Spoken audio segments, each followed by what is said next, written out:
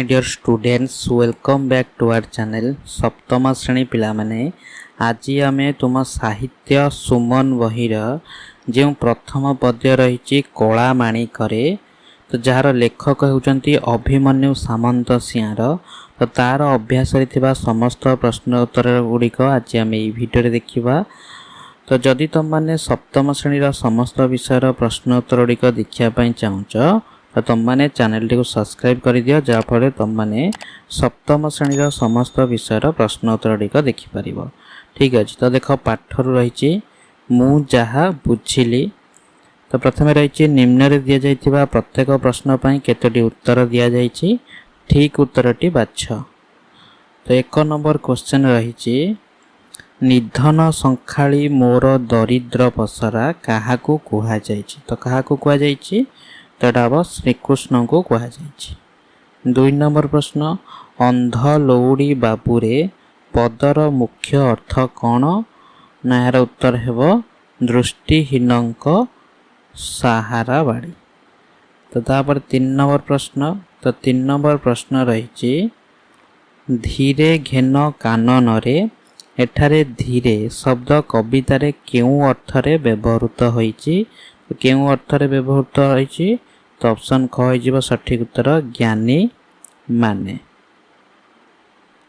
चारि नंबर प्रश्न कान dairy Thai एका तो बेणु गीत को आजी किंपा शुभु नाई भाबुची मन को एही पदरे क्यों भाव प्रकाश पाउची। तो एटा लिखिबो उत्तर व्यस्त भाव प्रकाश पाउची। तापरे आस मिलीमिशी मिलाइबा क स्तंभ रे थिबा शब्द गुड़िक र प्रकृत अर्थ ख स्तंभ रे रही आस बाछी करी मिलाइबा है। तो क स्तंभर प्रकृत अर्थ ख स्तंभ रे अछि ताको तमे मिलाइबो।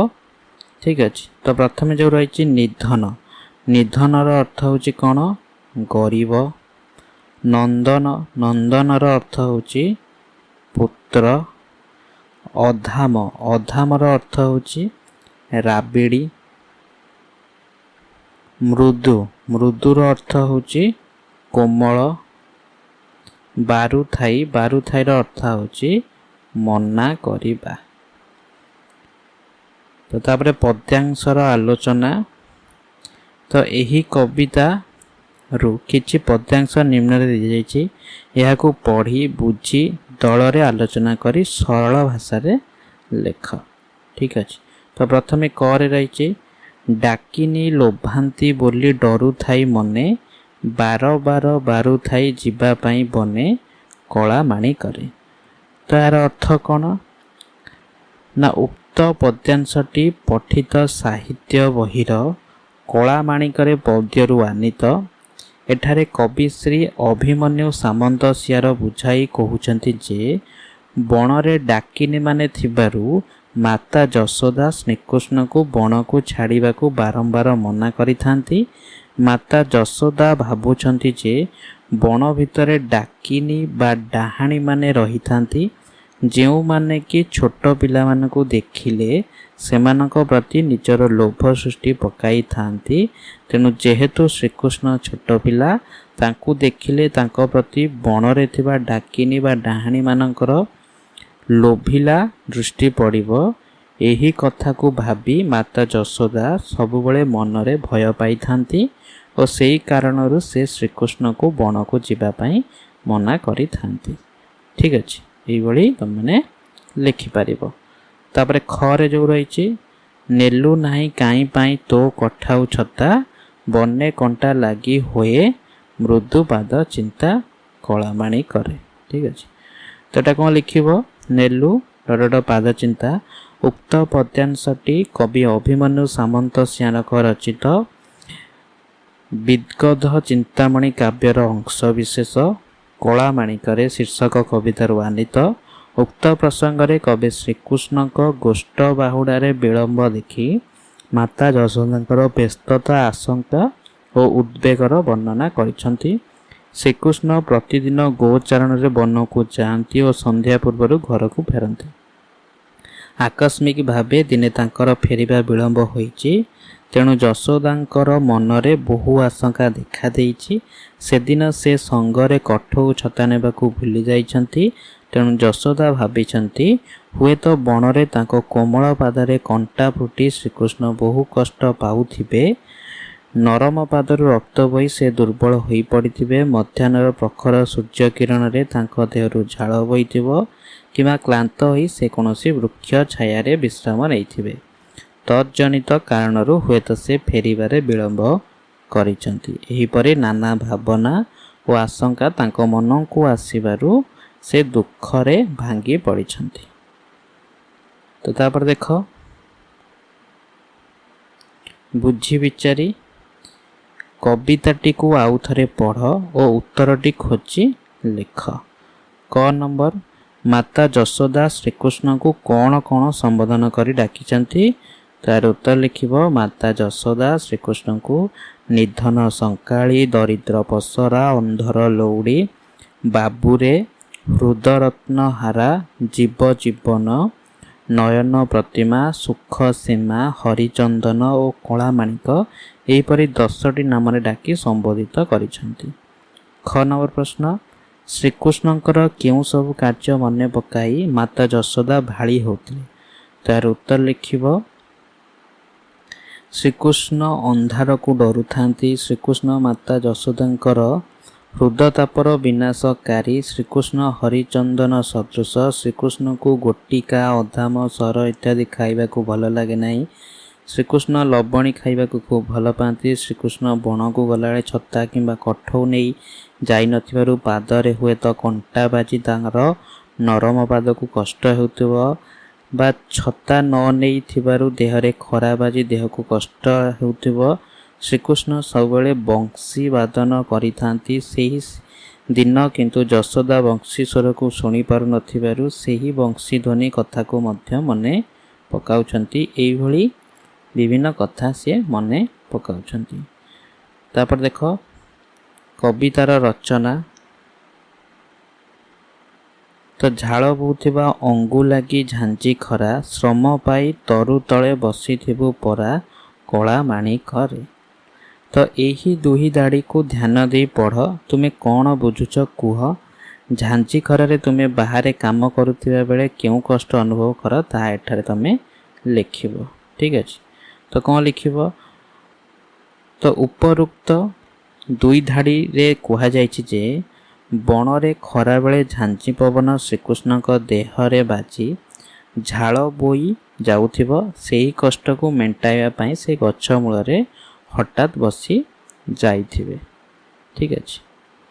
तो कौन लिखिब ना झांची खरारे बाहरे काम करुथिबा बेले देहरे गरम पवन बाजी देह जलीगला परी अनुभव होता है। तेणु गम गम झाल बही जाउथाए। इच्छा हुए टिके छाई रे विश्राम नेबाको। तापरे 2 नंबर प्रश्न केबे श्रमिक माने एपरी झांझी खरारे काम करुथिबार देखिछ कि। जदि देखिछ तेबे सेमानकर अनुभव को सांगसाथीଙ୍କ सह आलोचना करी लेख। तो कौन लिखिब ना श्रमिक माने खरारे घर तैयारी काम बा रास्ता निर्माण कार्य करुथिबार आमे माने देखि थाउ। सेमाने काम कला बेले तांको देहरु गम गम होई झाल बही जाउथिबो। सेमाने बारंबार पानी पी काम करुथांती। तांकर पादरे चप्पल और मुंडरे टोपी रही थाए। बहुत कष्ट सेमाने काम करिथांती। तो तापर देख अनुमान और भावनारू तुमे सबू मिलीमिशी आलोचना कर। तो एगुड़िक हूँ तुम मान सांग मान सहित मिलीमिशी तुम मैंने आलोचना कर। करे रही श्रीकृष्ण फेरिबा विलंब होगा देखी माता यशोदा जेपरी विचलित होउथिले सेहीपरि तुम माँ तुम पाई केबे व्यस्त हेबार अनुभव करिछ कि। जदि सेपरी अनुभूति थाए निज भाषा रे वर्णना करिवो। तार उत्तर कौन लिखिब ना श्रीकृष्ण फेरिबा विलंब होगा देखी माता यशोदा विचलित होउथिले सेपरि आम माँ आम पाई मध्य व्यस्त होई पड़ी थांती।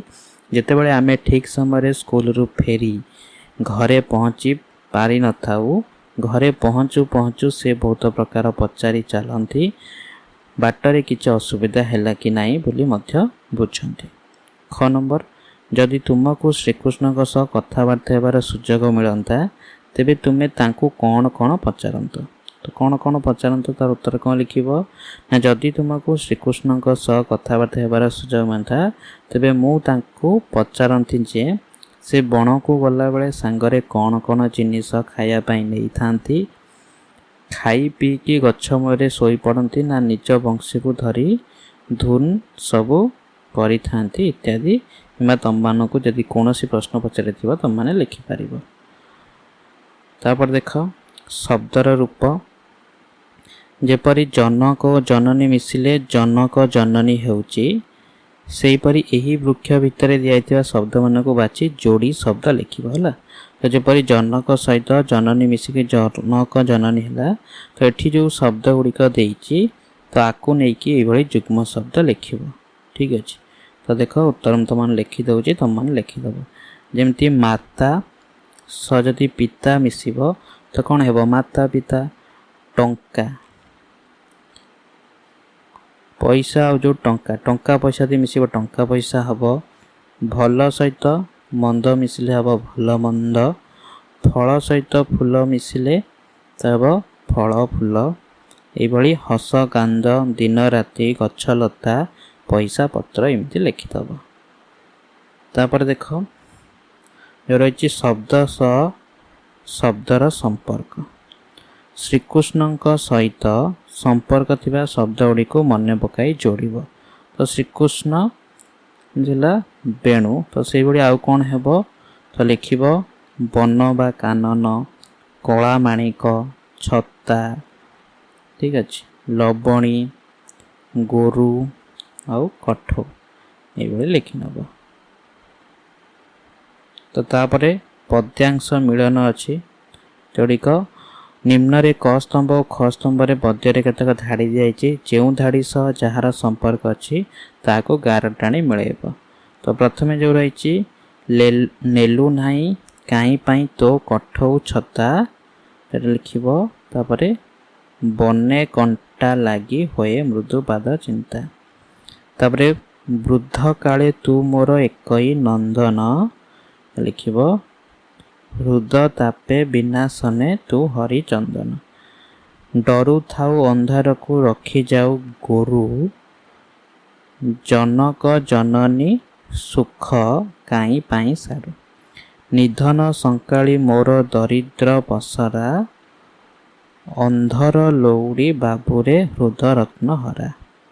ନିଶାଚର ମାତିବାର ଶୁଭୁଚି ଶ୍ରୁତି କି, ମୁଁ ଡଙ୍କୁଣି ଛାଡ଼ିଦେଲି ବନକୁ କାହିଁକି।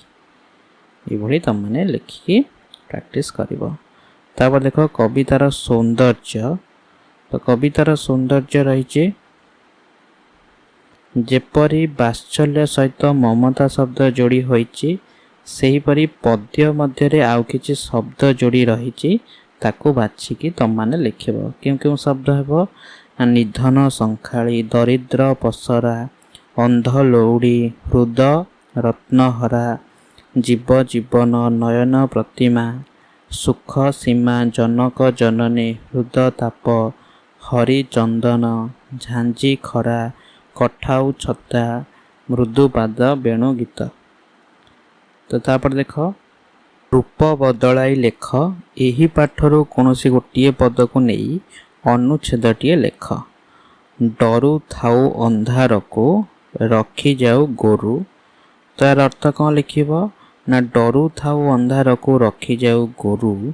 ଏହି ପଦ୍ୟାଂଶଟିରେ ମାତା ଯଶୋଦା ଶ୍ରୀକୃଷ୍ଣଙ୍କ କଥାକୁ ମନେ ପକାଇଛନ୍ତି।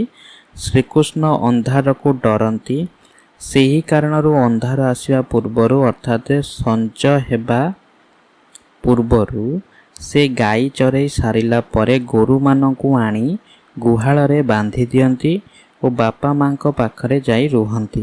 ଏଠାରେ କବି ଶ୍ରୀ ଅଭିମନ୍ୟୁ ସାମନ୍ତସିଂହାର ମାତା ଯଶୋଦା ଶ୍ରୀକୃଷ୍ଣଙ୍କ କଥାକୁ ସ୍ମରଣ କରି ଯାହା ଭାବିଛନ୍ତି ତାହା ଉଲ୍ଲେଖ କରାଯାଇଛି। ତ ଯଦି କିମ୍ବାଟା ତୁମମାନେ ଲେଖୁଛ ଆଜ କିମ୍ବା ଶୁଭୁ ନାହିଁ ଭାବୁଛି ମନକୁ, ତାର ଅର୍ଥ କ'ଣ ଲେଖିବ ଆଜ କିମ୍ବା ଶୁଭୁ ନାହିଁ ଭାବୁଛି ମନକୁ। ଉକ୍ତ ପଦ୍ୟାଂଶଟିରେ କବି ଅଭିମନ୍ୟୁ ସାମନ୍ତସିଂହାର ଲେଖିଛନ୍ତି ଯେ ଶ୍ରୀକୃଷ୍ଣ ସବୁବେଳେ ବଂଶୀ ବାଦନ କରୁଥାନ୍ତି। ତାଙ୍କର ବଂଶୀ ଧ୍ୱନିକୁ ମାତା ଯଶୋଦା ଶୁଣି ଜାଣିପାରନ୍ତି ଯେ ଶ୍ରୀକୃଷ୍ଣ ତାଙ୍କ ପାଖରେ କେଉଁଠି ଥିବେ। ମାତ୍ର ଯେଉଁଦିନ ଶ୍ରୀକୃଷ୍ଣ ବଣରୁ ଫେରିବାରେ ବିଳମ୍ବ କରିଛନ୍ତି, ମାତା ଯଶୋଦା ସେହି କଥାକୁ ସ୍ମରଣ କରିଛନ୍ତି। ଯେହେତୁ ଶ୍ରୀକୃଷ୍ଣଙ୍କ ବଂଶୀ ଧ୍ୱନି ତାଙ୍କୁ ଶୁଭୁନାହିଁ, ଏହି କାରଣରୁ ଖୁବ୍ ବେଶୀ ବିଚଳିତ ହୋଇପଡ଼ୁଛନ୍ତି। ଏହିପରି ଭାବରେ ଶ୍ରୀକୃଷ୍ଣଙ୍କ ବଂଶୀ ଧ୍ୱନି ମାତା ଯଶୋଦାଙ୍କୁ କାହିଁକି ଶୁଭୁନାହିଁ ସେ ସମ୍ପର୍କରେ ଚିନ୍ତା କରି ମାତା ଯଶୋଦା ଖୁବ୍ ବ୍ୟସ୍ତ ହୋଇଯାଇଛନ୍ତି। ତ ତାପରେ ଦେଖ ଏଠି ରହିଛି କିଛି ରୂଢ଼ି ଶବ୍ଦ ରହିଛି। ତ ଆସ କିଛି ରୂଢ଼ିର ବ୍ୟବହାର କରିବା। ଅନ୍ଧ ଲଉଡ଼ି ବାବୁରେ ହୃଦରତ୍ନ ହରା। ଏଠାରେ ଅନ୍ଧ ଲଉଡ଼ି ଏକ ରୂଢ଼ି ଯାହାର ଅର୍ଥ ଅସହାୟର ସାହା। ସେଇଭଳି ଏଠି କେତେକ ରୂଢ଼ି ଦେଇଛି ଯାକୁ ତମେ ଲେଖିବ। ତ ପ୍ରଥମେ ଯେଉଁ ରହିଛି ଆଖି ରଖିବା। ତ ଆଖି ରଖିବାର ଅର୍ଥ କ'ଣ ନା ନଜର ରଖିବା କିମ୍ବା ଜଗିବା। ତ ତାକୁ ତମେ ବାକ୍ୟରେ ବ୍ୟବହାର କରିବ। କ'ଣ ଲେଖିବ ନା ତୁମେ ପିଲାଟି ଉପରେ ଟିକେ ଆଖି ରଖିଥାଅ ବା ପିଲାଟି ଉପରେ ଟିକେ ନଜର ରଖିଥାଅ, ମୁଁ ବଜାରରୁ ଏବେ ଆସୁଛି। ଆଖି ଦେବା, ଆଖି ଦେବାର ଅର୍ଥ କ'ଣ ନା କୁଦୃଷ୍ଟି ପକାଇବା କିମ୍ବା ଈର୍ଷା କରିବା। ତ ବାକ୍ୟ କ'ଣ ଲେଖିବ ନା ପରର ଧନ ସମ୍ପତ୍ତି ଉପରେ ଆଖି ଦେବା ଭଲ ଲୋକର ଲକ୍ଷଣ ନୁହେଁ। ତାପରେ ଆଖି ପକାଇବା, ଆଖି ପକାଇବାର ଅର୍ଥ ହେଉଛି ଲୋଭ କରିବା। ସୁନା ଦୋକାନରେ ଥିବା ସୁନ୍ଦର ହାରଟି ଉପରେ ମୋ ଭଉଣୀ ଆଖି ପକାଇଛି। ତାପରେ ଆଖି ବୁଲାଇବା, ଆଖି ବୁଲାଇବାର ଅର୍ଥ ହେଉଛି ମୋଟାମୋଟି ଭାବରେ ଦେଖିବା କିମ୍ବା ସାଧାରଣ ଭାବରେ ପଢ଼ି ନେବା। ତ ବାକ୍ୟ କ'ଣ ଲେଖିବ ନା ପରୀକ୍ଷା ଖାତା ଜମା ଦେବା ପୂର୍ବରୁ ସବୁ ଉତ୍ତର ଉପରେ ଥରେ ଆଖି ବୁଲାଇ ନେବା ଦରକାର। ଆଖି ବୁଜିବାର ଅର୍ଥ ହେଉଛି ମୃତ୍ୟୁବରଣ କରିବା। ବାକ୍ୟ କ'ଣ ଲେଖିବ ନା ଦୀର୍ଘ ଦିନ ରୋଗରେ କଷ୍ଟ ପାଇବା ପରେ ଶେଷରେ ବୃଦ୍ଧ ଜଣକ ଆଖି ବୁଜିଲେ। ଆଖି ପାଇବା, ଆଖି ପାଇବାର ଅର୍ଥ ହେଉଛି ପସନ୍ଦ ଆସିବା କିମ୍ବା ମନକୁ ପାଇବା। ବାକ୍ୟ ମେଳାରେ ଅନେକ ଜିନିଷ ଥିଲେ ବି ମୋତେ କୌଣସିଟି ଆଖିକି ପାଇଲା ନାହିଁ ବା ପସନ୍ଦ ଆସିଲା ନାହିଁ। ଆଖିରେ ଧୂଳି ଦେବା ବା ଠକି ଦେବା କିମ୍ବା ଚକମା ଦେବା। ବାକ୍ୟ କ'ଣ ଲେଖିବ ନା ଚୋରଟି ପୋଲିସ ଆଖିରେ ଧୂଳି ଦେଇ ଖସି ପଳାଇବାରେ ସଫଳ ହେଲା। ଠିକ୍ ଅଛି।